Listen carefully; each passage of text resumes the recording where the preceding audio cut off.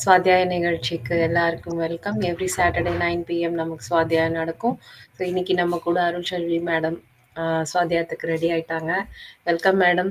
நீங்கள் ரீகேப் சொல்லிட்டு உங்கள் இன்ட்ரடக்ஷன் கொடுத்துட்டு நீங்கள் ஸ்டார்ட் பண்ணுங்க. Over to you ma'am. Thank you. Divine evening friends. எனக்கு இங்க பேச வாய்ப்பு கிடைக்கிறதுக்கு காரணமா இருந்த பிதாமகர் பத்ரிஜிக்கும் சந்திரகலா மேடம்க்கும் என்னோட நன்றியையும் வணக்கத்தையும் தெரிவித்துக் கொள்கிறேன். என் பெயர் அருள் செல்வி. நான் சென்னையில இருந்து பேசுறேன். நான் வந்து ஆழ்மனதின் அற்புத சக்திகள் அப்படிங்கிற ஒரு புத்தகத்தை பத்தி தான் பேச போறேன். அதை எழுதினது வந்து டாக்டர் ஜோசப் மார்சி அப்படிங்கிறவங்க. அவங்க வந்து அயர்லாந்து நாட்டை சேர்ந்தவர்கள், ஆனா அமெரிக்கால வாழ்ந்த ஒரு சைக்காலஜிஸ்ட். அவங்க வந்து நிறைய நூல்கள் எழுதியிருக்காங்க. இந்த உளவியல் பத்தினதுதான். நிறைய மதங்களை பத்தின ஆராய்ச்சியில உலகம் முழுவதும் சுத்தியும் இருக்காங்க. அவங்க எழுதின புக்ல நிறைய புக் எல்லாமே ஃபேமஸ். அதுல ஒண்ணுதான் வந்து இந்த ஆழ்மனதின் அற்புத சக்தி, அதாவது பவர் ஆஃப் சப்கான்சியஸ் மைண்ட் அப்படிங்கிற இந்த புக்கு. இத பத்திதான் நாம இன்னைக்கு பார்க்க போறோம். இது வந்து ஃபர்ஸ்ட் அவங்க வந்து புக்கை பத்தின ஒரு இன்ட்ரடக்ஷன் சின்னதா சொல்றேன். நம்ம எல்லாரோட லைஃப்லயும் வந்து மிராக்கிள்ஸ் நடந்திருக்கும். நம்மள அறியாமலே நம்ம சொல்லியிருப்போம், நான் இதை எதிர்பார்க்கவே இல்லை, இது எப்படி நடந்துச்சுன்னே எனக்கு தெரியல, நான் அவரை பார்ப்பேன்னு நினைக்கவே இல்லை, மேஜிக் மாதிரி நடந்துச்சு. இப்படி நிறைய வார்த்தைகள் நம்ம எல்லாருமே சொல்லியிருக்கோம். எல்லார் லைஃப்லுமே ஏதோ ஒரு விதத்துல ஒரு மிராக்கிள் நடந்துகிட்டே தான் இருக்கு.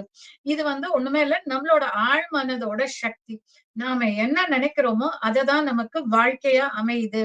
அததான் நம்மளோட ஆழ்மனசு நமக்கு வாழ்க்கையா அமைச்சு கொடுக்குது அப்படிங்கிறாங்க. அப்புறம் அவர் என்ன எதுக்காக எழுதினார்னா, ஒருத்தர் வந்து ரொம்ப சந்தோஷமா இருக்காங்க, ஒருத்தர் ரொம்ப துக்கத்திலயும் வருத்தத்திலயும் இருக்காங்க, ஒருத்தர் ரொம்ப பணக்காரனா இருக்கான், ஒருத்தர் ஏழையா வாழவே இடம் கூட இல்லாம தெருவுல இருக்கான், ஒருத்தர் வந்து ரொம்ப தெய்வ நம்பிக்கையோட இருக்கிறாங்க, நல்லவங்களா இருக்காங்க, ஆனா அவங்க கஷ்டப்படுறாங்க.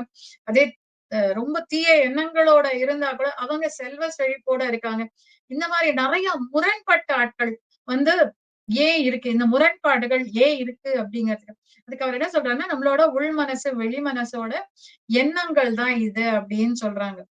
அவங்க வந்து இந்த புக்கை ஏன் எழுதுனேன் அப்படிங்கிறதுக்கு சொல்றாங்க. இந்த முரண்பாடுகள், இந்த ஏன் இதெல்லாம் இருக்கு, சோ இத வந்து எப்படி தீர்க்க முடியும், இதுக்கு என்னெல்லாம் பயிற்சிகள் இருக்கலாம் எடுத்தா இந்த இதுல இருந்து நம்ம சக்சஸ்ஃபுல்லா வெளியே வர முடியும் அப்படிங்கறத சொல்றதுக்காகத்தான் நான் வந்து இந்த புக்கே எழுத ஆரம்பிச்சேன். அவர் என்ன சொல்றாரு, அவருக்கே வந்து சார்கோமான்னு ஒரு புற்றுநோய் இருந்ததாகவும், அதுல இருந்து அவர் எப்படி வெளியே வந்தாரு அத பத்தி சொல்றேன் இந்த புக்ல, அதுக்கு என்னெல்லாம் நான் பயிற்சிகள் பண்ணேன் அப்படிங்கறதான் சொல்றேன் அப்படின்னு சொல்றாங்க.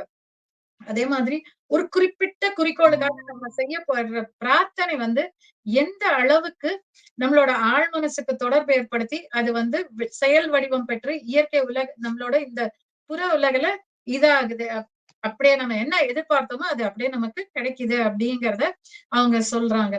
பிரேயர் வந்து எப்படி பண்ணணும்னு தெரியுமா அப்படின்னு கேக்குறாங்க. நம்ம வந்து ஒண்ணு தேவைப்படும் போதோ, இல்ல கஷ்டப்படும் போதோ, இல்ல மரணம் வரும் தருவாயிலோ பிரேயர் பண்றோம். அப்படி இல்ல, பிரேயர்ன்றது வந்து நித்தம் நித்தம் இருக்கணும். எல்லா நேரங்களும் எல்லா நாட்களிலும் கூட பிரேயர் வந்து இருக்கணும் அப்படின்னு சொல்றாங்க. அவர் வந்து இந்த புக்கோட யூனிக்னஸ் என்னன்னா, எல்லாரும் பயன்படுத்தக்கூடிய அளவுல ரொம்ப எளிமையா இருக்கு. நீங்க டே டு டே லைஃப்ல வந்து இதை ரொம்ப ஈஸியா அப்ளை பண்ணிடலாம். அடுத்து வந்து நாம பிரார்த்தனை பண்றோம், சில நேரம் நம்ம பிரார்த்தனைகள் பலிக்காம இருக்குல்ல, அதுக்கு என்ன காரணம் அப்படிங்கறதும் நம்ம ஆழ் மனசுக்கு வந்து பயங்கர பவர் இருக்கு. நீங்க என்ன கொஸ்டின்ஸ் கேட்டாலுமே அதுக்கு அது ஆன்சர் இருக்கு. அது கேட்ட அந்த ஆன்சர்ஸ் எப்படி வெளிக்கொண்டு வர்றது அப்படிங்கறத கத்து கொடுக்கணும்ன்றதுக்காக தான் இதுதான் வந்து என் புக்கோட யூனிக்னஸ் அப்படின்னு அவங்க சொல்றாங்க. இந்த மாதிரி இன்னும் என்னெல்லாம் பிலீஃப் சிஸ்டம் இருக்கு, எதை நம்பணும் எதை நம்ப கூடாது அப்படிங்கிற எல்லாத்த பத்தின டீட்டெயிலும் தான் நான் இந்த புக்ல சொல்லி இருக்கேன் அப்படின்னு சொல்றாங்க.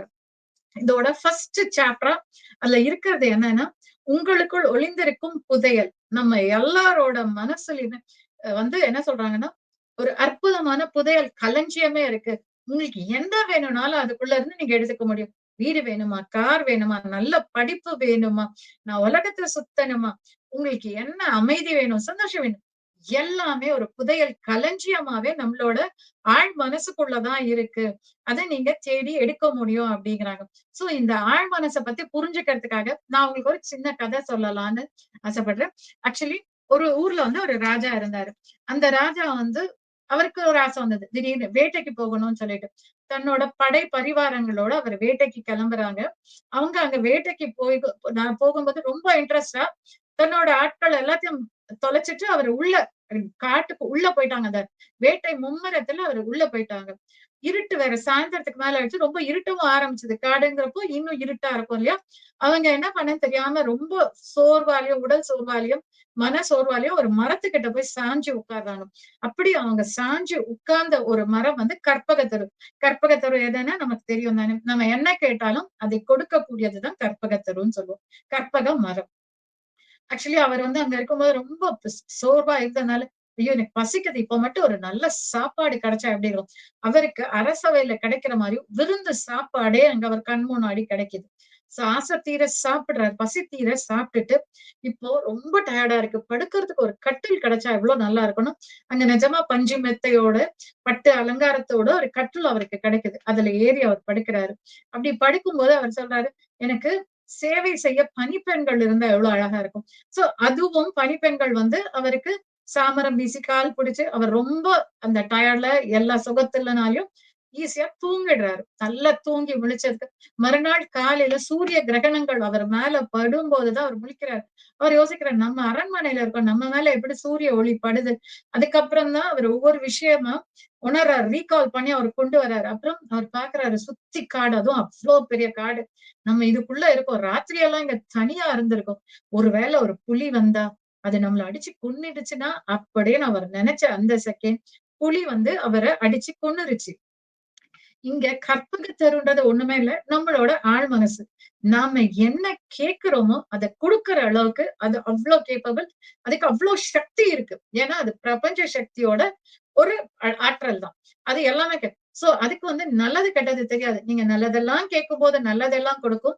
நீங்க தீயத நினைக்கும்போது தீயதையும் அது கொடுக்கும். அதுக்கு பகுத்தறிந்து பார்க்கக்கூடிய ஆற்றல்கள் இல்ல. அப்படிங்கிறது தான் உண்மை. சோ, இததான் அவங்க வந்து சொல்றாங்க. ஃபர்ஸ்ட் சாப்டர்ல அவர் அதான் நம்ம உடம்புக்குள்ள ஆழ் மனசுன்னு ஒண்ணு இருக்கு. அந்த ஆழ் மனசு வந்து அவ்ளோ புதையல், களஞ்சியம் அப்படிங்கிறாங்க.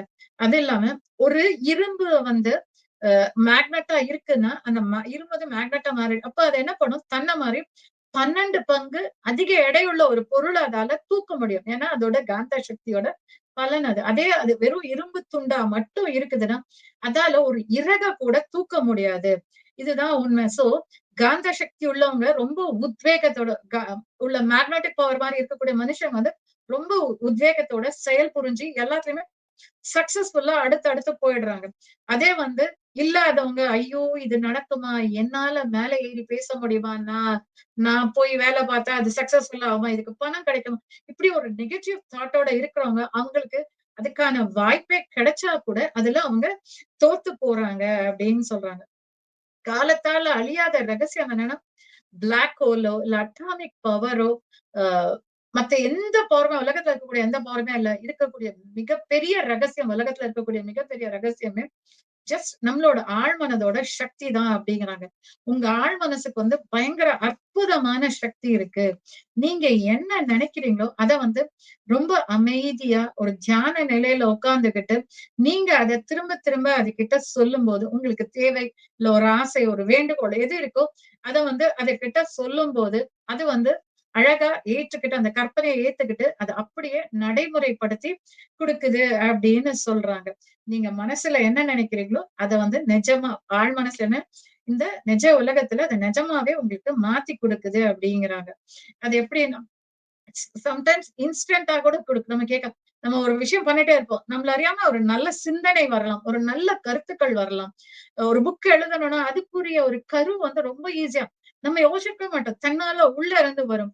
ஒரு புது கண்டுபிடிப்புக்கான ஒரு ஐடியா கூட வரலாம். இப்படி இது எல்லாமே வந்து நம்ம திறந்த மனசோட இருந்து ரொம்ப யோசிக்கும்போது, ஆழ்மனம் வந்து தன்னால அத கொட்டி குடுக்குது நமக்கு.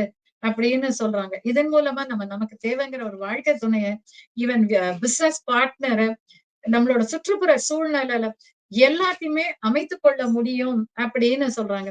உங்க வாழ்க்கையில நடக்கக்கூடிய எல்லா சின்ன சின்ன விஷயங்களும், நீங்க இருக்கக்கூடிய வீடு, சோசியல் ஸ்டேட்டஸ், உங்க கூட இருக்கக்கூடிய நண்பர்கள், இல்ல உறவுகள் எல்லாமே நம்ம ஆழ் மனசுல நம்ம கேட்டு நமக்காக படைக்கப்பட்ட விஷயங்கள் தான் அப்படின்னு அவங்க சொல்றாங்க.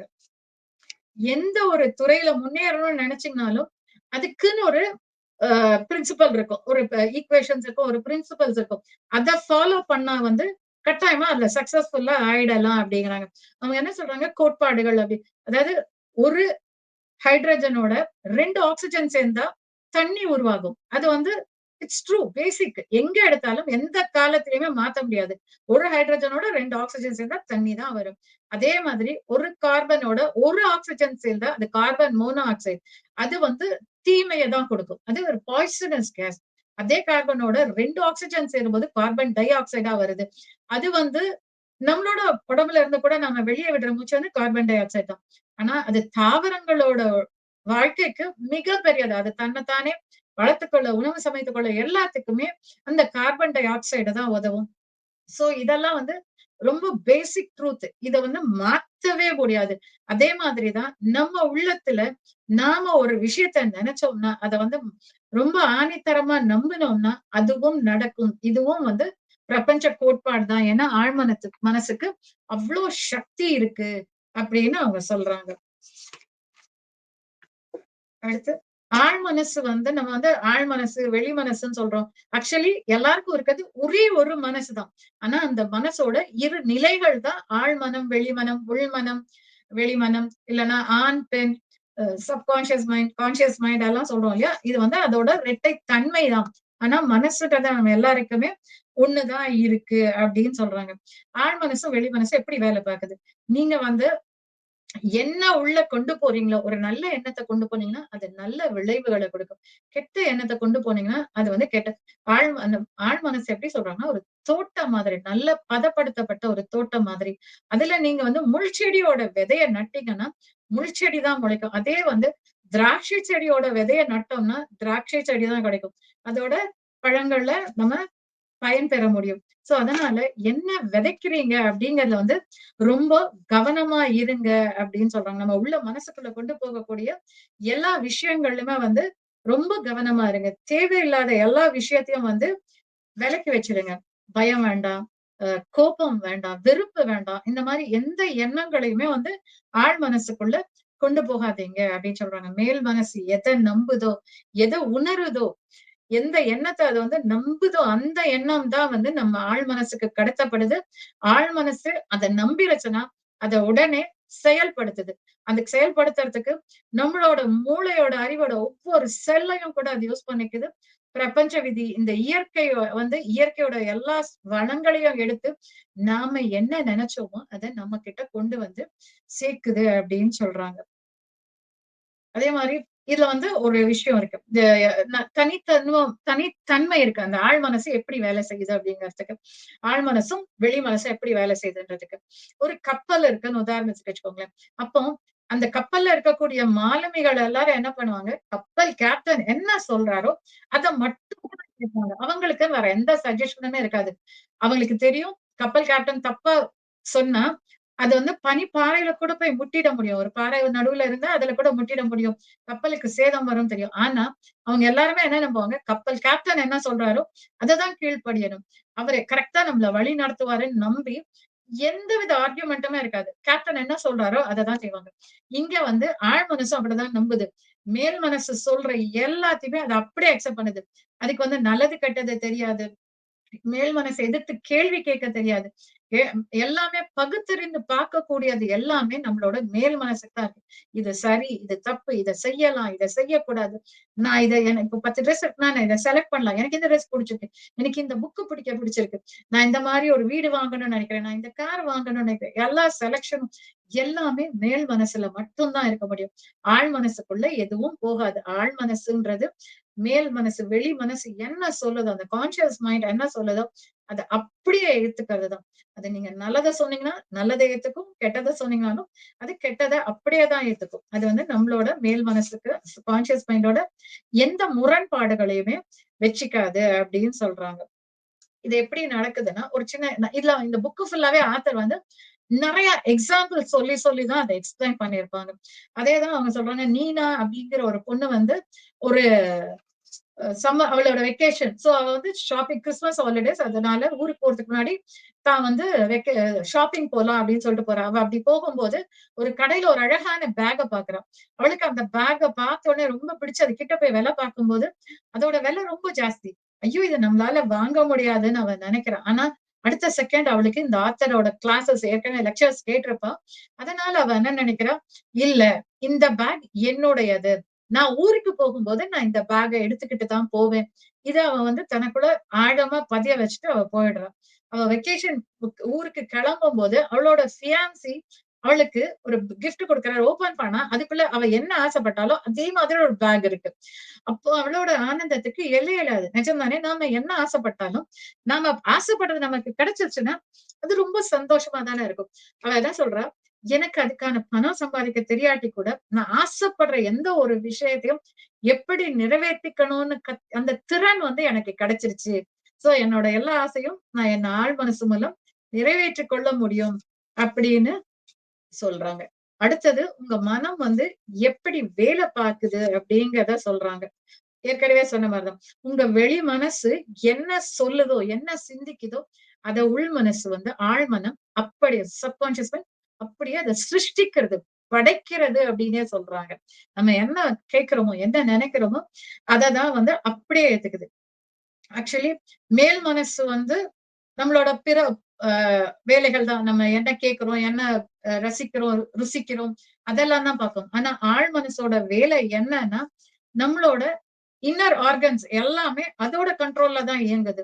நம்ம சுவாசம் ஆகட்டும், ஜீரணம் ஆகட்டும், ரத்த ஓட்டம் ஆகட்டும், எக்ஸ்கிரீஷன் எல்லாமே வந்து சப்கான்ஷியஸ் மைண்டால தான் வந்து அது இயங்குது. சப்கான்ஷியஸ் மைண்ட் வந்து ஒரு நாளும் தூங்குறது இல்ல. அது ரெஸ்ட் கூட எடுக்கிறது இல்ல. சப்போஸ் இந்த வேலைய வந்து நம்ம கான்ஷியஸ் மைண்ட்ல குடுத்திருந்தா, அதுக்கு தூக்கம் வந்தா தூங்கிடும். அப்படி தூங்கிட்டா நம்ம மூச்சு விடுறத கூட மறந்தா, மரணிக்கிறதுக்கும் சான்சஸ் இருக்கு. அதனால அது அந்த வேலையெல்லாம் சப்கான்ஷியஸ் மைண்ட் மட்டும் தான் செய்யுது. ஆழ் மனசு மேல் மனசு தூங்கிடுச்சுன்னா, ஆழ் மனசு ரொம்ப சந்தோஷமா, அது எந்த டிஸ்டர்பன்ஸும் இல்லாம அதோட வேலைய அது ரொம்ப அழகா பண்ணுது அப்படின்னு சொல்றாங்க. வெளி மனசுக்கும், உள் மனசுக்கும் உள்ள வேறுபாடு இதுதான். நம்ம வந்து மேல இருக்கிற மனசு வந்து புற இயக்கங்கள் எல்லாத்தையும் யோசிக்கும். ஆனா ஆழ் மனசு தூங்காம நமக்கு உள்ள இருக்கக்கூடிய எல்லா இயக்கங்களையும் பார்க்கும். நல்லது, கெட்டது, பொய், உண்மை எல்லாமே மேல் மனசுக்கு தான் தெரியும். மேல் மனசு நம்புச்சு அது ஒரு தப்பான ஒரு விஷயமா இருந்தா கூட அது நல்லதுன்னு நம்மளோட கான்ஷியஸ் மைண்ட் நம்பிருச்சுன்னா, சப்கான்ஷியஸ் மைண்ட் அது அப்படியே உண்மைன்னு அது ஏத்துக்கும் அப்படின்னு சொல்றாங்க.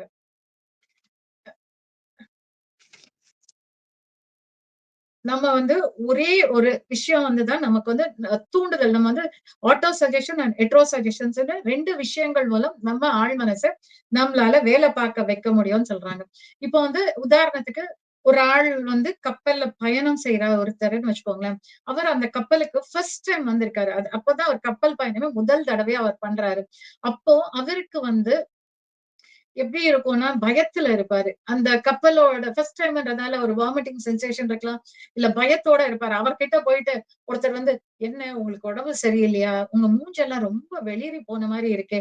நீங்க ஆரோக்கியம் இல்லாம கஷ்டப்படுற மாதிரி இருக்கு. வாங்க நாங்க வேணா உங்கள கைய பிடிச்சு உங்க ரூம் வரைக்கும் கூட்டிட்டு போட்டா" அப்படின்னு கேட்டா, நிஜமாலுமே அவர் முகம் வந்து வெளிரி போயிடுதாம்.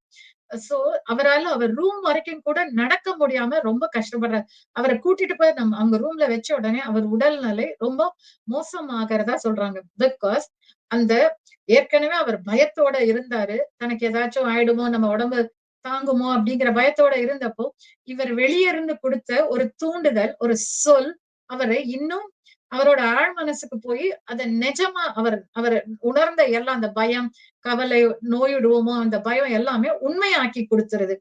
இதே வார்த்தைய அவர் வந்து ஒரு கப்பல் கேப்டன் கிட்ட போய் சொல்றாருன்னு வச்சுக்கோங்களேன்.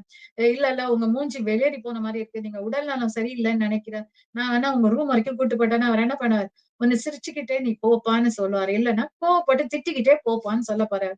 பிகாஸ் கப்பல் கேப்டனுக்கு தெரியும். கப்பல் பயணம் இப்படித்தான் அமையும். அது நம்ம உடல்ல சில சில உபாதைகளை ஏற்படுத்தலாம். அப்படிங்கிறத எல்லாருமே அவரோட மனசுக்கு ஆல்ரெடி அவர் சொல்லிட்டாரு. அத ஆழ் மனசுக்கும் தெரிவிச்சிருந்தனால, அவருக்கு தெரியும். அதனால அவருக்கு அந்த பய உணர்வுகளோ, கவலையோ வராது. வருத்தமும் இருக்காது. சோ அவர் ரொம்ப கான்ஃபிடென்ட்டா இருக்கிறதுனால, ஆழ் மனசு அந்த மாதிரி எந்த எதிர்வினைகளையும் அவருக்கு கொடுக்காது. சோ இப்படித்தான் வந்து மனச வந்து ஒரு விஷயத்த நம்பிருச்சுன்னா, அது அப்படியே குடுக்கும். ஒரு நெறைய வந்து உளவியலாளர்கள் வந்து சிலர மயக்க நிலைக்கு உட்படுத்தி, அவங்க கிட்ட "உன் மூக்குல ரத்தம் வருது பாரு" அப்படின்னு சொல்லும்போது, நிஜமாலுமே அவங்க மூக்குல இருந்து ரத்தம் வந்திருக்கு. ஒருத்தர் வந்து என்ன சொல்லியிருக்காரு, "நீ இப்போ வீட்டுக்கு போற. 4 மணிக்கு நீ நல்லா படுத்து தூங்கிடுற. நீ எந்திரிக்கும்போது உன் மூக்குல ரத்தம் வரும்." நிஜமாலுமே அவர வந்து ஃபாலோ பண்ணியிருக்காங்க. கரெக்ட்டா இது பண்ணும்போது அவர் 4 மணிக்கு தூங்கியிருக்காரு. அவர் தூங்கி எந்திரிக்கும்போது அவரோட இடது மூக்குல இருந்து ரத்தம் வந்திருக்கு.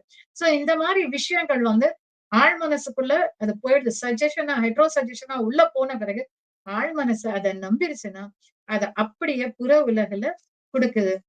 அதே மாதிரி ஒரு பெரிய பாடகர் ஒருத்தர் எரிக்சன்னு சொல்லிட்டு. அவர் வந்து ரொம்ப நல்லா பாடக்கூடியவர் தான். ஆனாலுமே, அ போயி ஒரு ஸ்டேஜ்ல பாடணும். ஒரு பெரிய ஸ்டேஜ்ல பாடணும்னு நெனைக்கிறப்போ, இவருக்குள்ள ஒரு பயம் வந்துருச்சு. மேக்கப் ரூம்ல இருக்கும்போது அவருக்கு வேர்க்குது. ஐயோ! நம்மளால ஸ்டேஜ்ல ஏற முடியுமா? நம்மளால பாட முடியுமா? எல்லாரும் என்ன நெனைப்பாங்க? இதாயிடும். அந்த பயம் அவர என்ன பண்ணணும்னே தவிக்க வச்சுருச்சு. சோ ஒரு ஸ்டேஜ்க்கு அப்புறம் அவர் வந்து அவர் மனசுகிட்ட சொல்றாரு. "பயமே என்னை விட்டு விலகி விடு. நான் ஸ்டேஜ்ல பாடப் போறேன்." அப்படின்னு அவர் அதிகாரமா கொஞ்சம் சத்தமா அவர்கிட்ட சொல்றாரு. சொன்ன உடனே அவரால ஸ்டேஜ்ல ஏறி நல்லா பாடி எல்லாராலயும் பாராட்ட கூட பெற முடிஞ்சது. காரணம் என்னன்னா, ஃபர்ஸ்ட் பயந்தது அவரோட வெளிமனம். Conscious mind. ஐய்யயோ! எல்லாரும் இருக்காங்க. இவ்ளோ பேர் இருக்காங்க. என்ன நெனைப்பாங்க? அந்த பயம் வந்தது. அந்த ஒரு லெவலுக்கு ஆகும்போதே அவரோட மனசு வெளி மனசு கான்ஷியஸ் மைண்ட் சொல்லுச்சு.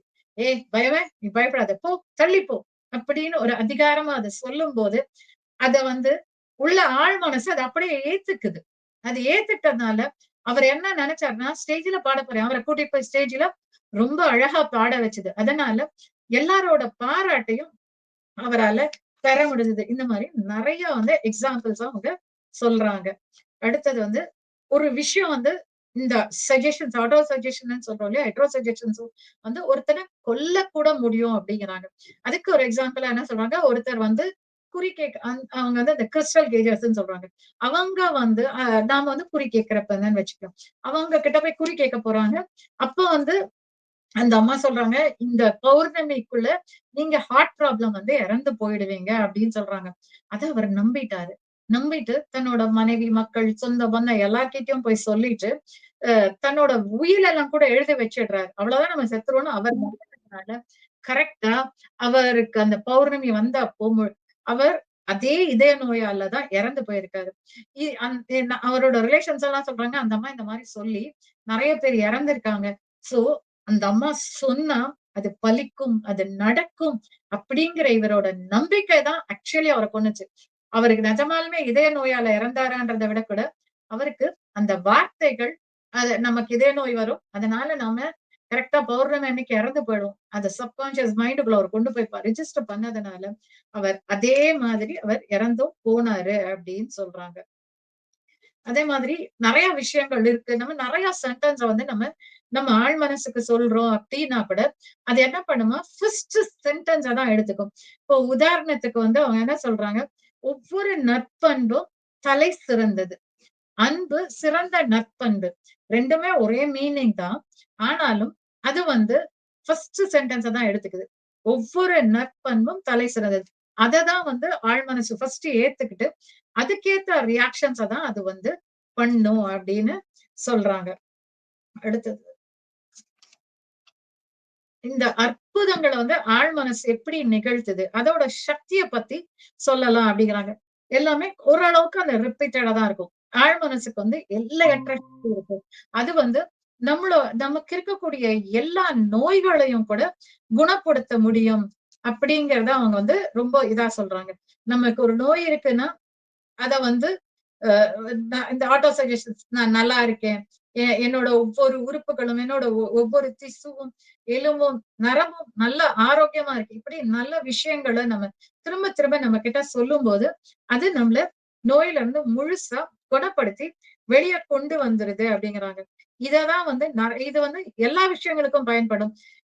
நம்ம மூளையில இல்லாத ஆன்சர்ஸே இல்ல. நீங்க எந்த கொஸ்டின் கேட்டாலும் அதுக்கு அவ்வளதுக்கும் அதுக்கு ஆன்சர்ஸும் இருக்கு.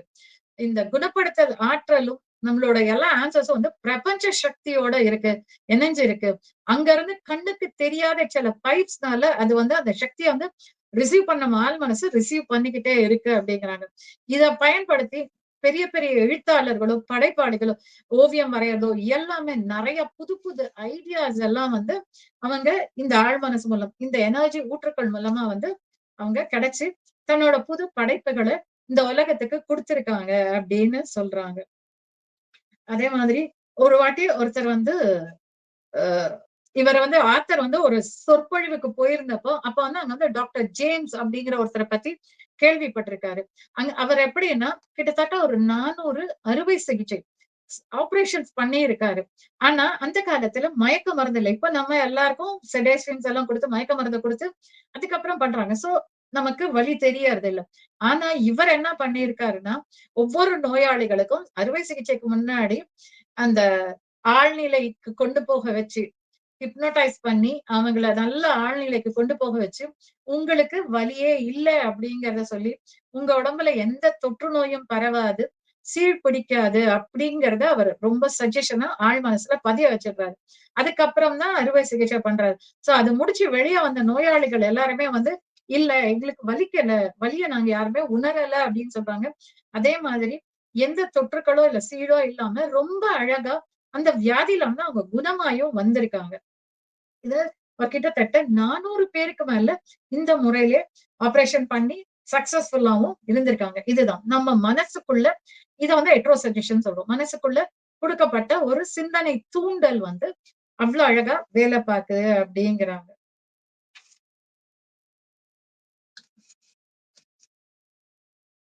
அதே மாதிரி ஒருத்தர் அந்த காலத்துல ஹெர்மஸ்ன்னு சொல்லிட்டு ஒருத்தர் இருந்திருக்காரு. அவர் வந்து இறந்து போன பிறகு பல நூற்றாண்டுகளுக்கு அப்புறம் அவரோட கல்லறையில போய் பார்க்கும்போது அதுல என்ன எழுதியிருக்கு, அகம் எவ்வாறோ புறம் அவ்வாறே, மேல் எவ்வாறோ கீழ் அவ்வாறே. நம்ம கூட இங்க சொல்றோம் இல்லையா, அண்டத்தில் உள்ளதுதான் பிண்டத்தில் உள்ளது. அததான் அவங்க வந்து சொல்றாங்க. இதுதான் நிஜம். சோ மேல பிரபஞ்ச சக்தி தான் நமக்குள்ளயும் இருக்கு. சோ நம்ம கேட்கறது அது அவ்வளவு அழகா நீ கேட்கிற விதத்துலதான் இருக்கு. அது உனக்கு அவ்வளவு அழகா நிறைவேற்றி கொடுக்கும். அது வந்து எந்த கொஸ்டினும் கேட்காது, எந்த ஆப்போசிட்டாவும் ரியாக்ட் பண்ணாது. நீ என்ன சொல்றியோ அதை அப்படியே நிறைவேற்றி கொடுக்கும் அப்படின்னு சொல்றாங்க. அதே மாதிரி ஒருத்தருக்கு வந்து தோல்ல வந்து புற்றுநோய் இருந்திருக்கு. அப்போ வந்து அவங்களுக்கு வந்து டாக்டர் சொல்லியிருக்காங்க சம் கீமோதெரபி மாதிரி ஏதோ ட்ரீட்மெண்ட் எல்லாம் கொடுக்கணும்னு சொல்லும் போது அவர் வந்து ஆட்டோ சஜஷனா இல்ல என்னோட உடல்நிலை ரொம்ப ஆரோக்கியமா இருக்கு, என் தோல் வந்து சிறந்த முறையில குணமாகிக்கிட்டே வருது, இந்த ஆழ்மன குணமாக்கும் சக்தி வந்து மிகப்பெரியது, என் உடலையும் உடல் உறுப்புகளையும் உருவாக்கிய என்னோட ஆழ் மனசுக்கு அதை குணப்படுத்தவும் தெரியும் அப்படிங்கிற மாதிரி அவர் தன்னோட மனசுக்கு திரும்ப திரும்ப அவர் சொல்லும் போது அது அவரோட அந்த தோல் வியாதி தோல் கேன்சரை கூட ரொம்ப அழகா காப்பாத்தி வெளியே வந்துட்டாரு. அந்த நோயில இருந்து அவர் விடுதலையே அடைஞ்சிட்டாரு அப்படின்னு சொல்றாங்க. இதேதான் நீங்க தூங்கிட்டு இருந்தாலும் விழிச்சிட்டு இருந்தாலுமே நம்மளோட உடல் இயக்கங்கள் நடந்துட்டே தான் இருக்க போகுது. அஹ் நம்மளோட மூச்சு ஆக்சிஜனை உள்ள எடுக்கிறதோ கார்பன் டை ஆக்சைடை வெளியே விடுறதோ இல்ல நம்ம உடம்புல இருக்கக்கூடிய ஹார்மோன்ஸ் எல்லாம் ஒழுங்கா வேலை பார்க்கறது எல்லாமே அது உள்ள இருக்கிற டைஜஸ்ட் சிஸ்டம் கரெக்டா வேலை பார்க்கறது எல்லாமே ரத்த ஓட்டம் அதது வேலையை அதது அழகா பண்ணிட்டே தான் இருக்கும் அப்படின்னு சொல்றாங்க. நாம வந்து அத வந்து தடைலாம் பண்ண முடியாது. ஆனா அத எப்படி தடை பண்ண முடியும்ன்றதுக்கு ஒரு எக்ஸாம்பிளும் சொல்றாங்க. ஒரு நாம வந்து ஒரு ஃபிளைட்ல போறோம். அப்போ வந்து நாம வந்து ஒரு விமானியோட அறைக்குள்ள போகலாம். ஆனா நம்மளால அந்த விமானத்தை இயக்க முடியாது. ஆனா விமானியோட கவனத்தை சிதற வைக்கிறது மூலமா ஒரு சின்ன தடுமாற்றத்தை கொண்டு கொடுக்கலாம் இல்லையா? அந்த மாதிரிதான் நம்மளோட பயம், கோபம், பொறாமை போன்ற எண்ணங்கள் வந்து நம்மளோட ஆழ் மனசோட ஐ மீன் சக்திய வந்து திசை திருப்புது அப்படிங்கிறாங்க. அதாவது நம்ம உடம்புல உடல்நல கோளாறா கொண்டு வருது. ஆழ் மனசு அது ரொம்ப அழகா இயக்கிட்டு இருக்கு. ரொம்ப பிரபஞ்ச விதியோட ஒழுக்க விதியோட அது ரொம்ப அழகா இயக்கங்களை கொண்டு போயிட்டு இருக்கு. ஆனா நம்மளோட இந்த எண்ணங்கள் வந்து அதுல சின்ன சின்ன குறைபாடுகளை கோளாறுகளை ஏற்படுத்துது அப்படின்னு சொல்றாங்க. இது அதுக்கு இன்னொரு எக்ஸாம்பிள் என்ன சொல்றாங்கன்னா லோட் அப்படின்ற ஒரு இடத்துக்கு மேடம் கைட் அப்படின்னு ஒரு லேடி போயிருக்காங்க. ஆக்சுவலி அவங்களுக்கு என்னன்னா ஐ ப்ராப்ளம் இருக்கு. ஐ ப்ராப்ளம் கூட என்னன்னா அவரோட பார்வை நரம்புகள் வந்து பாதிக்கப்பட்டிருக்கு.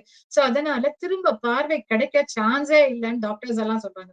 ஆனா இந்த அம்மா ரொம்ப நம்பிக்கையோட அந்த இடத்துக்கு போகும்போது அவருக்கு பார்வை கிடைச்சிருக்கு. அவங்க திரும்ப வந்து டாக்டர் கிட்ட பார்க்கும்போது, நீங்க எப்படி பார்க்கிறீங்கன்னு தெரியல. பிகாஸ் இன்னும் கூட உங்களோட அந்த பார்வை நரம்புகள் பாதிக்கப்பட்டதுல இருந்து நீங்க வெளிய வரல. ரொம்ப ஆச்சரியமா இருக்கு. நீங்க பார்க்கிறதுன்னுறாங்க. திரும்ப 1 மந்த் கழிச்சு போகும்போது அந்த அம்மாவோட பார்வை நரம்புகள் கூட சரியாயிருக்கு. அதுக்கு காரணம் அவங்க போன அந்த இடத்தோட சக்தி இல்ல. அவங்க நம்புனாங்க. அங்க போனா என்னோட பார்வை எனக்கு திரும்ப கிடைக்கும் அப்படின்னு அவங்க ரொம்ப அதீதமா நம்புனாங்கல்ல. அந்த நம்பிக்கை தான் உள்ள போயி, அவங்களோட பார்வைய அவங்க திரும்ப கிடைக்கிறதுக்கு அந்த ஆழ் மனசு உதவி இருக்கு அப்படின்னு சொல்றாங்க. அடுத்து வந்து பண்டைய கால மனநல மருத்துவம். எல்லா காலத்திலயுமே வந்து மனநலம் பாதிக்கப்பட்டு இருக்கு. எ உடல் நலம் பாதிக்கிறதுக்கு முன்னாடி கூட மனசு வந்து முதல்ல பாதிக்குது அப்படின்னு சொல்றாங்க. அப்போ வந்து நான் அந்த காலத்துல வந்து நெறைய ஆட்கள் இருந்திருக்காங்க. கொஞ்சம் தெய்வ சக்தியோட அவங்க நெனைச்சத சொல்ற மாரி, அவங்க சொன்னா அது நடக்குன்ற மாரியோட அ இதெல்லாம் இருந்திருக்காங்க. அவங்க வந்து நான் தவம் பண்ணேன். அதனால எனக்கு இது கிடைச்சிருக்கு அப்படின்னு. அவங்க வந்து ஒரு நல்ல இம்பாக்ட்டோ, இல்ல ஒரு கெட்ட இம்பாக்ட்டோ கூட மக்கள் மேல ஏற்படுத்தக்கூடிய அளவுக்கு அவங்க பவர்ஃபுல்லா இருந்து தான் இருக்காங்க. இதனால அவங்க வந்து அவங்கள ஆழ்நிலைக்கு உட்படுத்தப்பட்டோ, இல்லன்னா சில மந்திரங்கள் சொல்ல வைக்கிறது மூலம், தாயத்து கட்டுறது மூலமாகவோ, இல்ல சில பொருள்கள், சில உருவ சிலைகள், இல்ல சில கற்கள குடுக்கறதால, "இத வச்சுக்கோ, உன்னோட நோய் குணமாகும்." அப்படின்னு அவங்க சொல்லும்போது, அத அவங்க மனசார நம்பும்போது, நிஜமாலுமே அவங்க நோயில இருந்து குணமடைஞ்சு வந்திருக்காங்க அப்படின்னு சொல்றாங்க. இதுல வந்து சில வந்து ஒரு குரூப் ஆஃப் பீப்பிள் இருந்திருக்காங்க. அவங்க வந்து பௌர்ணமி அன்னைக்கு பல்லிகளெல்லாம் வச்சு ஏதோ பூஜைலாம் பண்ணுவாங்களாம். அப்புறம் வேற சில திரவியங்கள் எல்லாம் போட்டு ஒரு சில மருந்துகள உற்பத்தி பண்ணி அத சாப்பிடும்போது அவங்க ஆட்டோமேட்டிக்கா மயக்க நிலைக்கு போகும்போது, கடவுள் வந்து கனவுல வராரு. சோ கடவுள் கனவுல வந்துட்டா உடல் நலம் தேறுது அப்படிங்கிறத அவங்க நம்பியிருக்காங்க. நமக்கே தெரியும். அந்த காலத்துல பேயெல்லாம் ஓட்டுவாங்க இல்லையா? அப்போ இத வந்து நம்ம பார்த்திருக்கோம். அட்லீஸ்ட் நேரா பார்க்காட்டி கூட படத்துல எல்லாம் பார்த்திருப்போம்.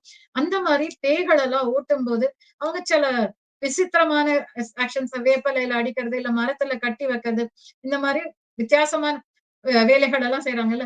மக்கள் வந்து அது எவ்வளோ வித்தியாசமா இருக்கோ, அவ்வளோ சீக்கிரம் குணமாகும்ன்றத மக்கள் எல்லாம் நம்பி இருக்காங்க. அதுதான் ரொம்ப சக்தி வாய்ந்ததா இருக்கும் அப்படின்னு அவங்க நம்புறதா சொல்றாங்க. அவங்க அதுக்கு ஆத்தர் வந்து அதுக்கு ஒரு எக்ஸாம்பிள் குடுக்குறாரு. அவரு வந்து சில புனித இடங்களுக்கு போகும்போது சரியாகும். சில குறிக்கோள்கள் வந்து வைக்கும்போது சரியாகும்ன்றத அவர் சொல்றாரு. அவர் வந்து ஜப்பான் போயிருந்தப்போ, அங்க வந்து டயா பிக்ஷு அப்படின்னு ஒரு 42 அடி பெரிய வெண்கல புத்தர் சிலை இருந்திருக்கு. அவருக்கு முன்னாடி எல்லாரும் வந்து பிரார்த்தனை பண்றது, ஊதுவத்தி ஏத்தி வைக்கிறது. சோ தன்னோட பிரார்த்தனைகள் நடந்ததுன்னா, அதுக்கு காணிக்கைகள் எல்லாம் கொண்டு வந்து வச்சிருக்காங்க. அப்படியே ஒரு சின்ன குழந்தை வந்து 2 ஆரஞ்சு பழத்த வச்சு ஏதோ பிரார்த்தனை முணுமுணுத்துட்டு இருந்தாங்க. அப்ப அவர் அங்க இருந்த அவரோட கைட கேட்கும்போது அவர் சொன்னாராம், இல்ல அந்த குழந்தைக்கு அவளோட வாய்ஸே போயிட்டு இருக்கு. பேச முடியாத ஒரு நிலையில அவ வந்து அங்க வந்து பிரார்த்தனை பண்ணியிருக்கா. திரும்ப அவளுக்கு வாய்ஸ் கிடைச்சிருக்கு. அதுக்கு நன்றியா, காணிக்கையா அந்த பழங்கள வச்சு அவ பிரார்த்தனை பண்ணிட்டு இருக்கா அப்படின்னு அப்போ அவர் சொல்றாரு. இதுக்கும் அதான் சொல்றாரு. அந்த இடத்தோட மகிமை இருக்கோ இல்லையோ, அவ அங்க வந்தா, அத பிரார்த்தனை பண்ணா, நான் காணிக்கை குடுத்தா, எனக்கு அது சரியாகும் அப்படிங்கிற அவளோட நம்பிக்கை, அவளோட ஆழ் மனசுக்குள்ள போயி, அதுதான் அவள வந்து சரிப்படுத்தியிருக்கு அப்படின்னு சொல்றாங்க. ரொம்ப ஈஸியா ஒருத்தர மன வசியம் பண்ணி குணப்படுத்த முடியும் அப்படிங்கிறத தான் ஆத்தர் திரும்ப திரும்ப சொல்லிட்டு இருக்காரு. நம்ம ஆழ் மன சப்கான்ஷியஸ் மைண்ட் கொண்டு போயிட்டு, உன்ட்ட நோயே இல்ல. எப்போதுமே நோய் இல்ல அப்படின்னு சொல்லுங்க. நீ ரொம்ப ஆரோக்கியமா இருக்க. உன்னோட எல்லா உறுப்புகளும் ரொம்ப ஆரோக்கியத்தோட இருக்க. நீ பலமுள்ளவனா இருக்க. அப்படின்னு நல்ல சஜஷன்ஸ் குடுக்கும்போது நல்ல பலன்கள் கிடைக்குது. அதே மாரி நான் ஏற்கனவே சொன்ன மாரி உன் மூக்குல ரத்தம் வருது. இல்ல நீ வந்து ஃப்ரீஸ் ஆயிட்டே இருக்க. இங்க டெம்பரேச்சர் ரொம்ப கம்மியாயிடுச்சு. ஃப்ரீஸ் ஆயிட்டே இருக்கேன்னா, நிஜமாலுமே அவங்க உடம்பு வந்து ஃப்ரீஸ் ஆக ஆரம்பிக்குதாம். அதே மாரி சும்மா ஒரு டம்ளர் தண்ணிய கொண்டு போய் அவர் மூக்கு கிட்ட வச்சுட்டு, இல்ல பெப்பர் இருக்கு. நீ பெப்பர சுவாசிக்கிற அப்படின்னு சொன்னா, ஆட்டோமேட்டிக்கா அவர் வந்து அடுக்கு தும்பல் அவருக்கு வருது. ஆக்சுவலா உண்மையிலே அதுல பெப்பர் இல்ல. அதுல இருந்த தண்ணி அவருக்கு தும்பல வர வச்சதா இல்ல. ஆனா, அவரோட ஆழ் மனசோட நம்பிக்கை. அதுல பெப்பர சுவாசிச்சா எனக்கு தும்பல் வரும். அப்படின்னு அவர் ஏற்கனவே நான் வச்சிருந்த ஒரு நம்பிக்கை, அவருக்கு திரும்ப திரும்ப அடுக்கு தும்பலா அவருக்கு வருது. அதுதான் நம்பிக்கைகள் தான் வந்து இது பண்ணுது. அதே மாரி நம்ம பிரார்த்தனைகள் வந்து நம்மள காப்பாத்தும் அப்படின்னு சொல்றாங்க. இப்போ இது வந்து எப்படியெல்லாம் அப்படின்னா, எவ்வளவுக்கு எவ்வளோ நம்ம வந்து ஒரு பிரார்த்தனைன்றது ஒரு எண்ணம் தான். அத வந்து நம்ம ஆழ் மனசுக்குள்ள கொண்டு போய் திரும்ப அதேதான். உள்ள வந்து பதிய வைக்கும்போது, அந்த பிரார்த்தனைய வந்து உண்மைன்னு ஆழ் மனசு நம்பும்போது, அத வந்து அப்படியே நடத்துது அப்படிங்கிறாங்க. இங்கேயும் அவர் என்ன சொல்றாரு, நீங்க வைக்கிற ஒரு பொருள், ஒரு நம்பிக்கை வந்து ஒரு பொருள் மேலயோ, இல்ல ஒரு இடத்து மேலயோ, இல்ல ஒரு ஆள் மேலயோ வச்சீங்கன்னா, அந்த ஆளோ, பொருளோ, அந்த இடமோ உங்களுக்கு குணப்படுத்தல. உங்களோட நம்பிக்கை அவர்கிட்ட போனா நலமாயிடும். அந்த இடத்துக்கு போகுனா நம்ம சரியாயிடும். அப்படின்னு நீங்க வைக்கிற நம்பிக்கை தான் குணமாக்குதுன்றாங்க. இதுக்கு வந்து ஒரு உதாரணமா அவர் டாக்டர் மெஸ்மர பத்தி சொல்றாங்க. அவர் வந்து ஃபர்ஸ்ட் வந்து ஒரு மேக்னெட்டிக் பீசஸ் வச்சு எல்லாரையும் நோய வந்து குணப்படுத்திட்டே வந்திருக்காரு. அதுலயும் நெறைய பேர் நல்ல குணம் அடைஞ்சிருக்காங்க. ஒரு ஸ்டேஜ்க்கு அப்புறம் அவர் வந்து சில உலோகங்கள் இல்லன்னா சில கண்ணாடி பீஸ வச்சு கூட குணப்படுத்திருக்காரு. அதுலயும் நல்ல குணம் ஆயிருந்திருக்காங்க. அதுக்கப்புறம் அவர் தன்னோட கைகள்ல வந்து மேக்னெட்டிக் எனர்ஜி அந்த ஹீலிங் பவர் வருது அப்படின்னு அவர் சொல்லும்போது, அதுலயும் வந்து நெறைய குணமாயி தான் இருக்காங்க. இதுக்கு நெறைய சாட்சிகள் இருக்கு அப்படிங்கிறாங்க. அப்போ இங்க குணமாக்குனது டாக்டரா? இல்ல அந்த மேக்னெட்டா? இல்ல. அவங்க அந்த டாக்டர் கிட்ட போனா நான் குணமாயிடுவேன். அவர் ரொம்ப கைராசி. அவரால எல்லாரையும் குணப்படுத்த முடியும். அவங்க அந்த டாக்டர் மேல வச்சிருந்த நம்பிக்கை தான் அவங்கள குணமாக்கி இருக்கு அப்படிங்கிறாங்க. இதே இது அடுத்த சாப்டர் போறோம். நம்மளோட நவீன மனநல மருத்துவம் அப்படிங்கிறாங்க. இந்த குணமாக்கும் சக்தி வந்து ஜாதி, மதம், இனம் இதெல்லாம் பார்த்து வரதே இல்ல. அது வந்து எல்லாருக்குமே பொதுவானது. இந்த பிரபஞ்ச சக்தியோடதுதான். நாம எத அமைதியா வந்து தனிமையான ஒரு இடத்துல இருந்து எத நினைக்கிறோமோ, அத அப்படியே இந்த உலகத்துக்கு இயல்பா குடுக்கறதுதான். நம்மளோட ஃபர்ஸ்டே சொன்ன மாரி, நம்மள சுத்தி இருக்கக்கூடிய நம்ம வாழ்க்கையாகட்டும், மனிதர்களாகட்டும் எல்லாத்தையுமே குடுக்கறது வந்து நம்ம ஆழ் மனசோட சக்தி தான். இதால வந்து ரொம்ப ஈஸியா வந்து நோய்கள வந்து குணப்படுத்த முடியும் அப்படிங்கிறாங்க. இந்த பிரபஞ்ச சக்தி வந்து குணமாக்குற சக்தி வந்து இந்த உலகத்துல எல்லாருக்குமே பொதுவானது. ஆடு, மாடு, கோழி, பூனை, மனுஷன், தாவரங்கள் எல்லாருக்குமே அது ஒரே ஒரு இயக்க விதிதான். அது எல்லாரையுமே குணப்படுத்துது அப்படின்னு சொல்றாங்க. இது நம்பிக்கை விதியாவும் இருக்கு. நீங்க நல்லத விதைச்சீங்கன்னா, நல்லத தான் குடுக்கும். அதே தீங்க இது பண்ணும்போது, அது வந்து தீமையான விஷயங்கள தான் குடுக்குது. நீங்க எத நம்புறீங்களோ, அத தான் உங்களுக்கு குடுக்குது அப்படின்னு சொல்றாங்க. நீங்க நினைக்கிற எல்லாமே ஒரு நல்ல விஷயத்த நினைச்சாலோ, இல்ல கெட்ட விஷயத்த நினைச்சாலோ, அத அப்படியே உங்ககிட்ட கொண்டு வந்து அது சேர்க்குது அப்படின்னு சொல்றாங்க. பிரார்த்தனை சிகிச்சை. நீங்க ஒரு குறிப்பிட்ட எண்ணத்த, இல்ல ஒரு மனக்காட்சி, இல்ல ஒரு திட்டத்த நீங்க உருவகப்படுத்தும்போது, அத வெளி மனசு அப்படியே ஏத்துக்கும்போது, வெளி மனசு அத அப்படியே ஆழ் மனசுக்கு கடத்தும்போது, ஆழ் மனசு அந்த நம்பிக்கைய அப்படியே ஏத்துக்கிட்டு, அத உண்மையாக மாற்றுகிறது அப்படின்னு சொல்றாங்க. எனக்கு ஒரு விசேஷமான குணப்படுத்தும் சக்தி இருக்குன்னு நீ நம்புனீங்கன்னா, அது நடக்கும்.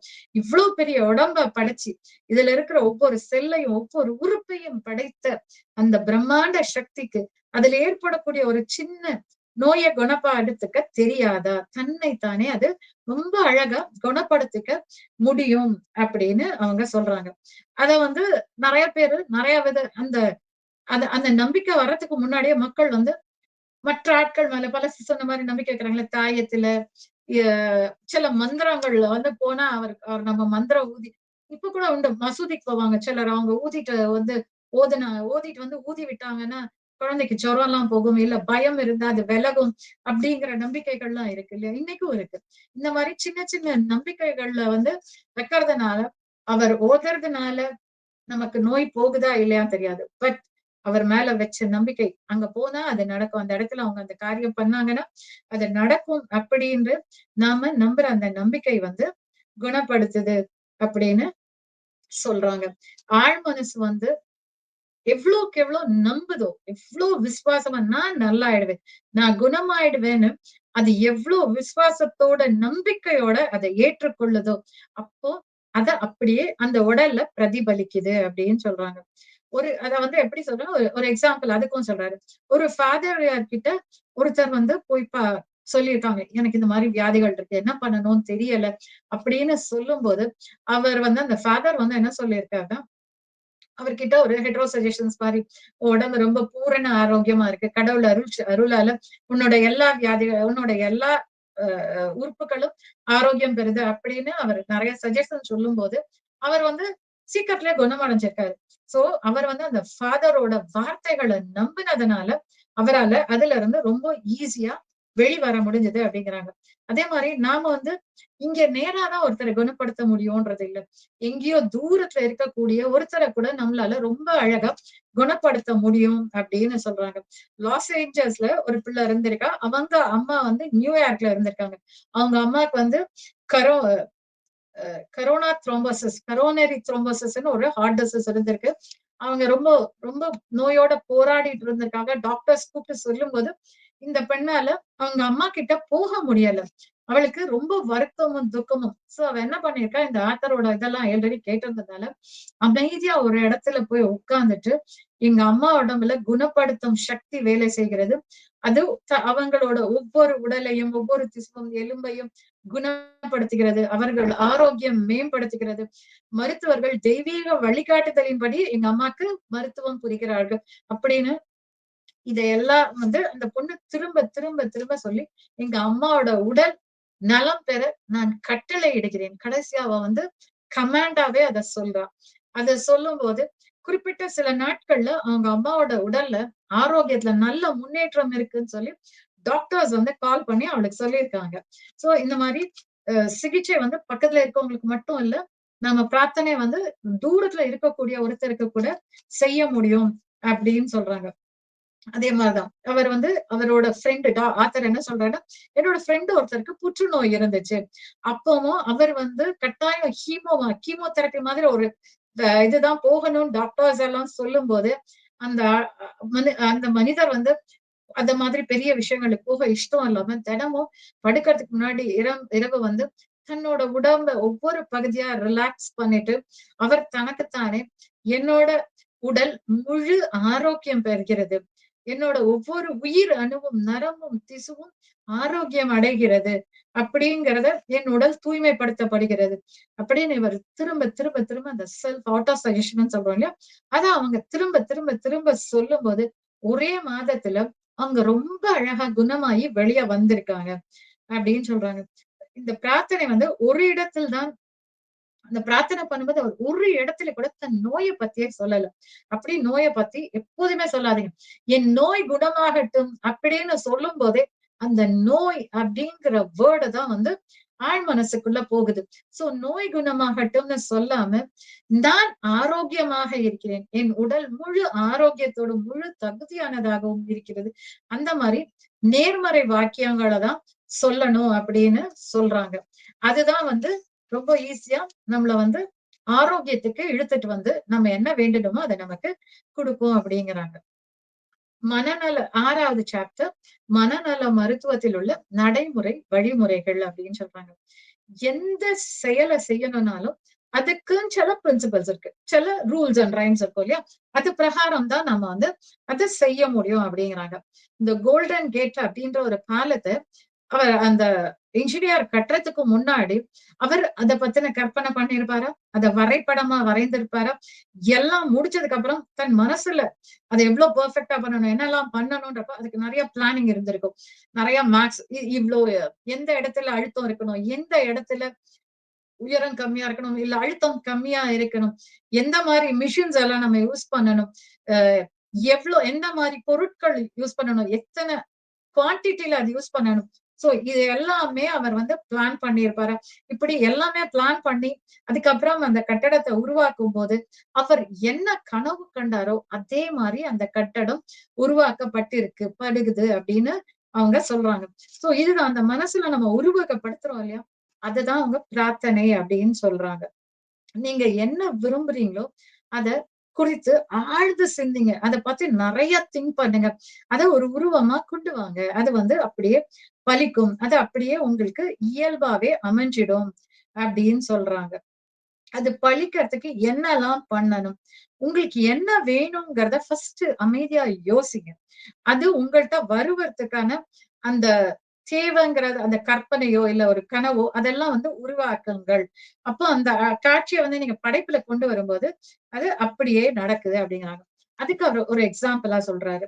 நாம இப்போ ஒரு வீடு கட்ட போறோம் அப்படின்னு ஆசைப்படுறோம். அப்ப என்ன பண்றோம்? வீட்டுக்கு இடம் பார்த்துட்டோம். சோ என்ன பண்ணுவோம்? உடனே ஒரு ஃப்ளோர் பிளான் ரெடி பண்ணுவோம். எனக்கு என் கிச்சன் இங்க இருக்கணும், என் பெட்ரூம் இப்படி இருக்கணும், என் பால்கனி இப்படி இருக்கணும், என் தோட்டம் இப்படி இருக்கணும். ஒவ்வொன்னத்தையும் நாம பிளான் பண்ணுவோம். அந்த பில்டரை கூப்பிட்டு பேசுவோம், பிளானிங் வரையறோட கூப்பிட்டு பேசுவோம், வீட்டுல இருக்கிற எல்லார்கிட்டயும் பேசுவோம். எல்லாத்தையுமே போட்டு ரொம்ப அழகா நாம அதை வந்து ஃபர்ஸ்ட் கற்பனையில பண்ணி பார்த்துட்டே இருப்போம். இந்த நம்ம எந்த வேலை பண்ணா கூட, ஓ இந்த வீட்டோட இந்த கிச்சன் இப்படிதான் இருக்கணும். சோ இப்போ நமக்கு சப்போஸ் நம்ம வீட்ல ஒரு ப்ராப்ளம் இருக்கு. கிச்சன்ல இந்த இடம் வந்து கரெக்ட்டா இல்ல. இந்த மேடை இப்படி இருந்தா நல்லா இருக்கணும்னு நம்ம உடனே நம்ம வீடு கட்ட போற வீட்டுக்குள்ள அந்த மேடை இப்படி இருக்கணும்ன்ற ஒரு அமைப்பை கொண்டு வந்துரும். சோ ஒவ்வொரு இதுலயுமே கரெக்ஷன் பண்ணி பண்ணி பண்ணி ரொம்ப அழகான ஒரு உருவ அமைப்பை நம்ம கொடுக்கிறோம். அடுத்து அந்த வீடு கட்டுறதுக்கு தேவையான பொருட்கள். ஏன்னா நாம வாழ போற வீடு.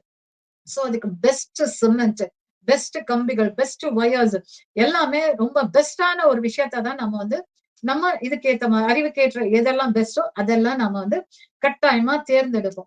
அப்பதான் அது வந்து முழுமை அடைஞ்சு வெளியே வரும்போது ரொம்ப முழுசா இருக்கும். அதேதான் நீங்க உங்களுக்குள்ள ஒரு விஷயத்த பண்ணணும்னு நினைச்சீங்கன்னா அதையும் இந்த மாதிரி காட்சிப்படுத்துங்கள். ஃபர்ஸ்ட் ஸ்டெப் அதுக்கு வந்து ஃப்ளோர் பிளான் போடுற மாதிரி உங்க ஆசைக்கான தேவைக்கான ஒரு விஷயத்த வரைபடமா வரைஞ்சு பாருங்க. அதுக்கு வந்து பெஸ்டான பொருட்களை தான் தேடணும். மகிழ்ச்சி, சந்தோஷம். அந்த வேலையை நீங்க முடிச்சுக்கிட்டா நீங்க எவ்வளவு சந்தோஷமா ஃபீல் பண்ணுவீங்க. இப்போ சப்போஸ் நான் ஒரு கார் வாங்கணும்னு நினைக்கிறேன். சோ அந்த கார் எந்த காரா இருக்கணும்? என்ன மாரி காரா இருக்கணும்? அதோட இன்டீரியர்ஸ் எப்படி இருக்கணும்? எல்லாத்தையுமே நீங்க கற்பனை பண்ணுங்க. அப்போ அந்த காருக்குள்ள நான் உட்கார்ந்துட்டு அதை ஓட்டுறேன். அதை ஓட்டும்போது அதோட சில்னஸ ஃபீல் பண்ணி பாருங்க. அதை எல்லாத்தையுமே உருவகப்படுத்தி நீங்க உங்களுக்குள்ள கொண்டு வந்து அதை அனுபவிக்கும் போது அத உங்களோட உணர்வுகள்ல கொண்டு வந்து நீங்க அத மகிழ்ச்சியா பார்க்கும்போது அதை பிரபஞ்சம் ஆழ் மனசு நமக்கு அதை அப்படியே நடத்தி கொடுக்குது அப்படிங்கிறாங்க. இததான் வந்து அவங்க என்ன சொல்றாங்க, பைபிள்ல வந்து கேளுங்கள் கொடுக்கப்படும், தட்டுங்கள் திறக்கப்படும், தேடுங்கள் கண்டடைவீர் அப்படின்னு சொல்றாங்கல்ல. அதுதான் நீங்க உங்க ஆழ் மனசு கிட்ட கேளுங்க. இது வந்து ரொம்ப மேலோட்டமா வந்து சொல்லிட்டு போறாங்க. ஆக்சுவலி உண்மை அது இல்ல. உங்க ஆழ் மனசு கிட்ட நீங்க கேளுங்க. நீங்க என்ன கேட்டாலும் அது கிடைக்கும். அதே மாதிரி உங்களோட எண்ணங்களால உங்களோட உணர்ச்சிகளால அதை தட்டுங்க. அதை தட்டும் போது அது திறந்து உங்களுக்கு அதுக்கான பாதையை காட்டும். அதே மாதிரி உங்களுக்கு தேடுங்க. உங்களுக்கு ஒரு கொஸ்டினுக்கு ஆன்சர் கிடைக்கல, ஆழ் மனசு கிட்ட போய் தேடுங்க. அது கிட்ட கேளுங்க. அது அதுக்கான சொல்யூஷனையும் பதிலையும் கூட அது குடுக்கும். அவ்வளவு பவர்ஃபுல்லா தான் நம்ம ஆழ் மனசு இருக்கு அப்படின்னு சொல்றாங்க. நீங்க விரும்புற எந்த ஒரு பொருள மனக்கண்ணில் பார்த்தாலும் அது வந்து இல்லன்னு சொல்லாம நமக்கு அது அழகா கொண்டு வந்து குடுக்கும் அப்படிங்கிறாங்க. அதுக்கான வழிமுறை உங்க எண்ணத்துல அத வடிவம் கொண்டு வரணும். மனக்காட்சிகள்ல அத படைக்கணும். அத புற உலகுல நீங்க பாக்குறீங்க. அத வந்து அப்படியே உள்ள மனசுக்குள்ள கொண்டு போகும்போது அது ரொம்ப அழகா நடத்தி கொடுக்குதுன்றாங்க. அதுக்கப்புறம் இந்த புற உலகுல நாம பாக்குற எல்லாமே நிஜம் தானே. இங்க இருக்கு நான் டிவி பாக்குறேன், இல்லைன்னா மொபைல் பாக்குறேன், இல்ல சிஸ்டம் பாக்குறேன். எல்லாமே இந்த புற உலகத்துல நம்ம பாக்குற எல்லாமே நிஜமா இருக்கு. அதே மாதிரி நீங்க கண்ண மூடி ஒரு காட்சியாக கண்ல பாத்தீங்கன்னா, அது அகக்காட்சி அக உலகத்துல நிஜமாலுமே இருக்கு அப்படிங்கிறாங்க. என்ன அது இன்னும் உங்க புற உலகத்துக்கு வரல அவ்வளவுதான். அதனால உங்களால அதை பார்க்க முடியல. ஆனா அக உலகத்துல பார்க்கும்போது நிஜமாலுமே அது அங்கதான் இருக்கு. சோ நீங்க நல்லபடியா மெடிடேட் பண்ணியோ, இல்ல பிரார்த்தனைகள் மூலமோ அத வெளிக்கொண்டு வர முடியும். நீங்க என்ன விரும்புறீங்களோ, அதை இந்த புற உலகத்துக்கு கொண்டு வர முடியும் அப்படின்னு அவங்க சொல்றாங்க. அதே மாரி ஒருத்தர் எப்படின்னா, ஒருத்தர் இப்ப நீங்க பிளான் பண்ணிட்டீங்க. நீங்க வீடு கட்டுறீங்க. நீங்க வீடு கட்டும்போது என்ன மாதிரி வீடு வேணும்? எப்படி கட்டணும்? அப்படிங்கிறத நீங்க நினைக்கிறீங்க. சப்போஸ் ஒரு என்ஜினியர் அத நினைக்கிறாருன்னா, அவர் வந்து ஒரு பெரிய அடுக்குமாடி கட்டடத்த நினைக்கிறாருன்னு வச்சுக்கோங்க. அதுக்கேத்த பிளான அவர் மைண்ட்ல போடுறாருன்னு வச்சுக்கோங்களேன். அதுதான் அவரு உலகத்துல அவருக்கு அதே மாரி ஒரு பெரிய பில்டிங்க கட்டுறதுக்கான சான்ஸ் வந்து அத மாரியே கட்டுவாரு. இப்போ சப்போஸ் அவர் குடிசை தான் கட்டுறாரு. அது குடிசை வீட கட்டுற மாதிரி தான் அவர் பிளான் போடுறாருன்னா, அதுக்கேத்த மாரி அவரால குடிசை வீட தான் கட்ட முடியும் அப்படின்னு அவங்க சொல்றாங்க. அதே மாரி இவர் வந்து என்ன சொல்றாங்க, இதெல்லாம் டெக்னிக்ஸா நெறைய டெக்னிக்ஸ் சொல்லிட்டு வராங்க. ஃபர்ஸ்ட் சொன்னாங்க, நீங்க என்ன நினைக்கிறீங்களோ அது. அடுத்தது வந்து அவங்க என்ன சொல்றாங்கன்னா, ஒரு படம் வந்து 1000 வார்த்தைகளுக்கு சமம்.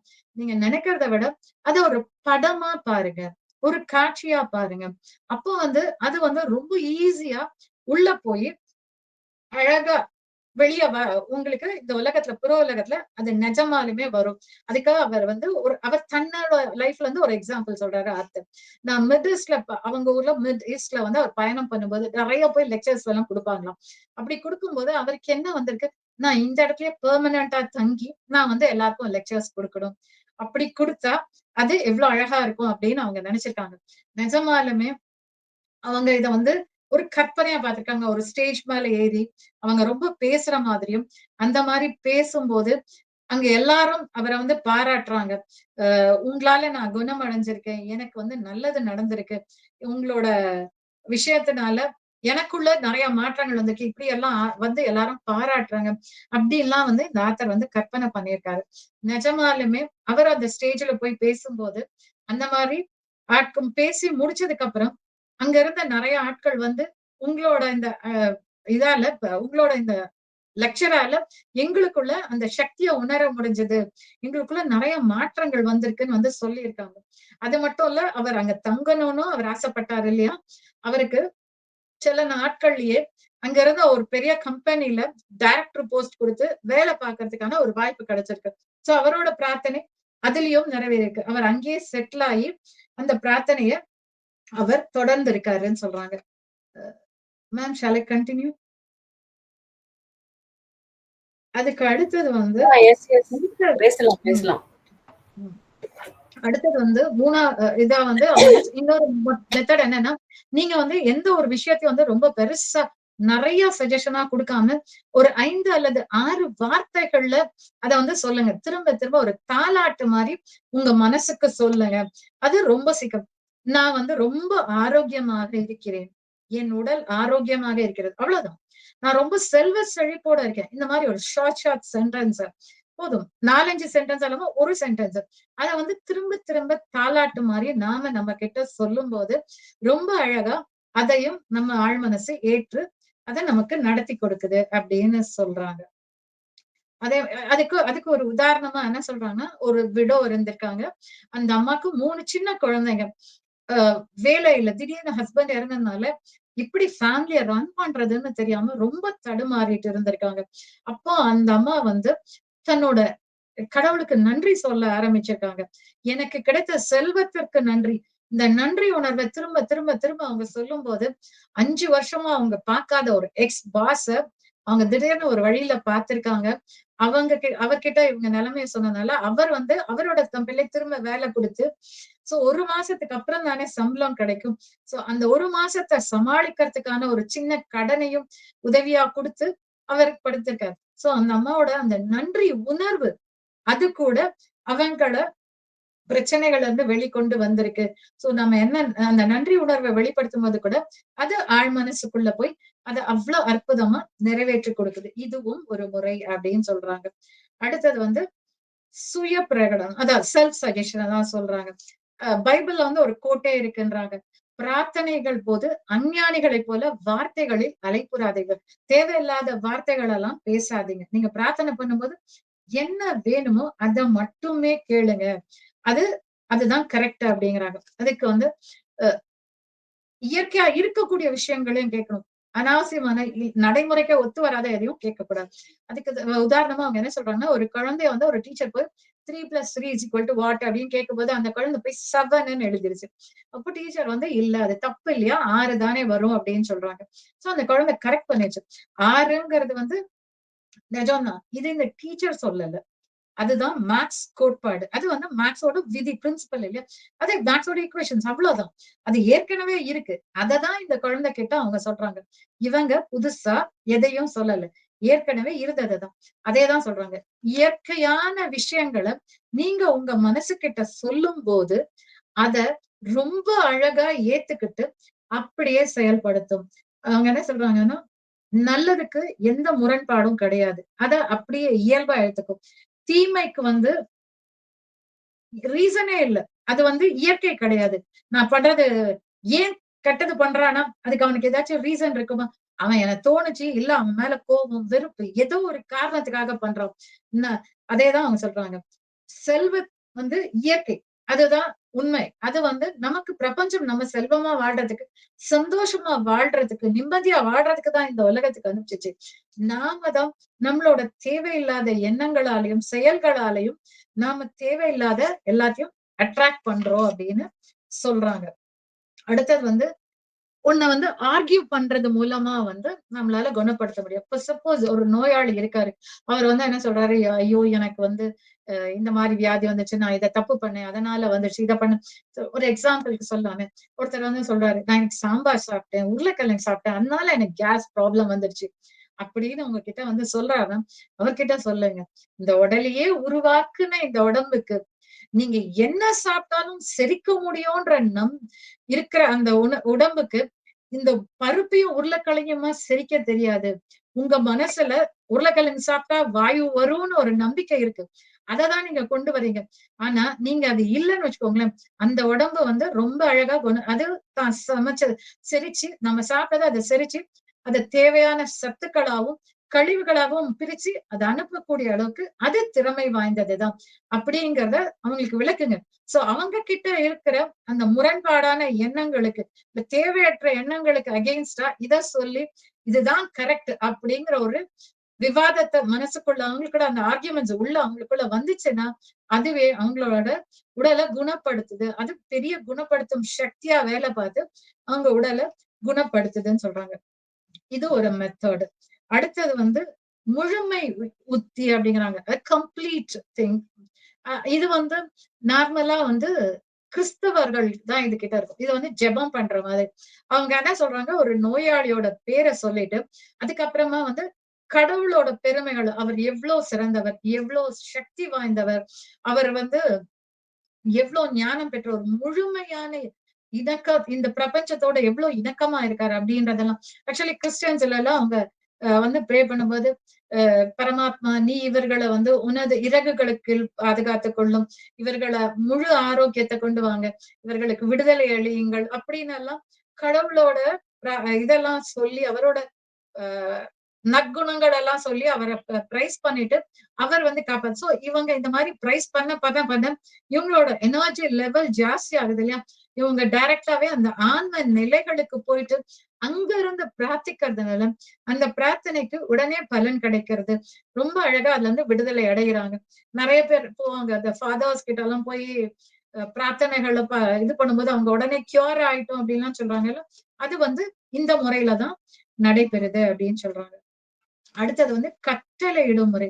நீங்க ஒரு கட்டளை இட்டா கூட அது நடக்கும் அப்படின்னு சொல்றாங்க. இந்த பிரபஞ்சம் இதுக்கு நம்ம என்ன கேட்டாலும் கிடைக்கும். மேம் இதுதான் மேம். ஓகே. இது நான் ஃபுல்லாவே அதுகிட்ட ஒப்படைச்சிடுறேன் அப்படின்னு சொல்லிட்டு அதுக்கப்புறமா கட்டளையிட சொல்றாங்க.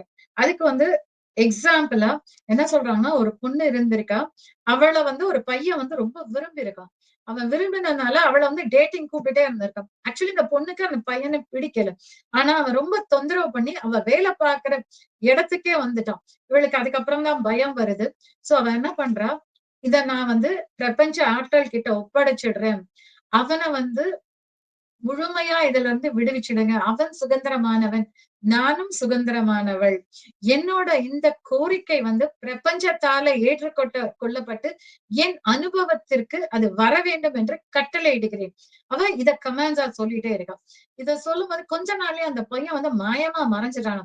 அவன் என்ன சொல்றான், இந்த பூமியே வளர்ந்து அவன் அதுக்குள்ள போயிட்டானா அப்படின்னு நான் நினைச்சேன் அப்படின்னு அந்த பொண்ணு சொல்றான். சோ இவ்ளோ நேரம் இந்த ஒரு 6 சாப்டர் நம்ம கம்ப்ளீட் பண்ணியிருக்கோம். இந்த 6 சாப்டர்லயும் ஆத்தர் என்ன சொல்றாரு, நிறைய விதங்கள்ல பிரார்த்தனைய சொல்றாங்க. எல்லாமே ரொம்ப சிம்பிள். ரொம்ப அமைதியா ஆயிடுங்க. எங்கேயாச்சும் ஒரு இடத்துல போய் ரிலாக்ஸ்ட் ஆகுங்க. உங்க பாடிய ரிலாக்ஸ் பண்ணுங்க. ரொம்ப சப்கான்சியஸ் மைண்டுக்குள்ள போற மாதிரி ஒண்ணு தியான நிலைக்கு போகலாம். இல்ல தூங்குறதுக்கு இரவு நம்ம தூங்க போறோம் இல்லையா? அப்ப எண்ணங்கள் எல்லாம் அடங்கி அமைதியா தூங்குறதுக்கு கொஞ்சம் முன்னாடி, இல்ல காலையில விழிச்சு எழும்புறோம் இல்லையா? அந்த செகண்ட்ல நாம நம்ம மனசுகிட்ட நமக்கு என்ன வேணும்? கோரிக்கையா, பிரார்த்தனையா, ஆரோக்கியமா, சந்தோஷம், செல்வமா, எல்லாத்தையும் எது வேணுமோ அத அதுகிட்ட கேளுங்க. அத ஒரு ஆட்டோ சஜஷன் மெத்தட்ல நம்ம ரொம்ப அழகா ஒரு வார்த்தைகளா, கோர்வையா கேட்கலாம். இல்லையா ஒரு படக்காட்சியா பார்க்கலாம். ஒரு பிக்சர் மாதிரி பார்க்கலாம். இல்ல ஒரு திரைப்படமா கூட பார்க்கலாம். அதுல ஆட்கள் வர்றாங்க, பேசுறாங்க அப்படின்ற மாதிரி ஒரு திரைப்படமா கூட பார்க்கலாம். இல்ல கிராட்டிடியூடா நன்றி உணர்வா காட்டலாம். இப்படி நிறைய மெத்தட் மூலமா நாம நம்மளோட உணர்வுகள வந்து ஆழ் மனசுக்கு கடத்தும் போது, ஆழ் மனசு நமக்கு நடத்தி கொடுக்குது. நம்ம சொல்றோம் இல்லையா? அகம் பிரம்மாஸ்மின்னு. அந்த பிரம்மனா உள்ள இருந்து நீ நினைக்கிற எல்லாத்தையுமே உன் உறவுகளாகட்டும், உன்னை சுத்தி இருக்கக்கூடிய உன் வீடு, மனைவி, மக்கள், காரு, பணம், செல்வம் எல்லாத்தையுமே உன் ஆழ் மனசுதான் உனக்கு படைச்சு கொடுக்குது.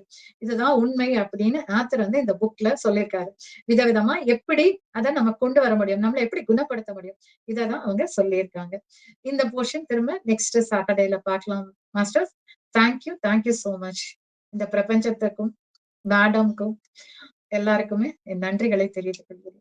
Thank you ma'am.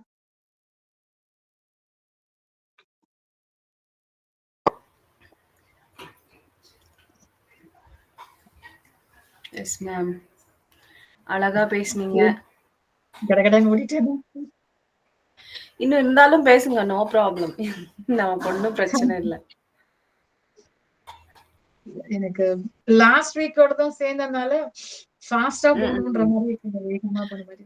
ஒரு பிரச்சனையும் இல்ல. நீங்க லீஷரா பண்ணுங்க. இந்த வாரம் முடியலனாலும் நெக்ஸ்ட் வீக் எக்ஸ்டெண்ட் பண்ணிக்கோங்க.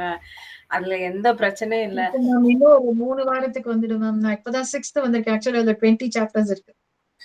ஆமாம். எந்த பிரச்சனையும் இல்ல மேம். நீங்க நல்லா அழகா சொல்லுங்க. ஃப்ரீயா லீஷராவே சொல்லுங்க. ஓடணும், அவசரப்படணும் எதுவுமே கிடையாது. நீங்க ஹாப்பியா சொல்லுங்க. இது வந்து நம்ம ப்ரோக்ராம். நம்ம யாரையும் கேட்க மாட்டோம். நம்ம எவ்வளவு நாள் நீங்க ஒரு சாப்டர் ஒரு வாரம் சொன்னாலும் கூட யாரும் இங்க வந்து இது பண்ண போறது இல்ல. ஹாப்பியா பேசுங்க. சும்மா நீங்க ஐயோ நான் முடிக்கணுமே அப்படின்ற அந்த டென்ஷன் வேண்டாம்.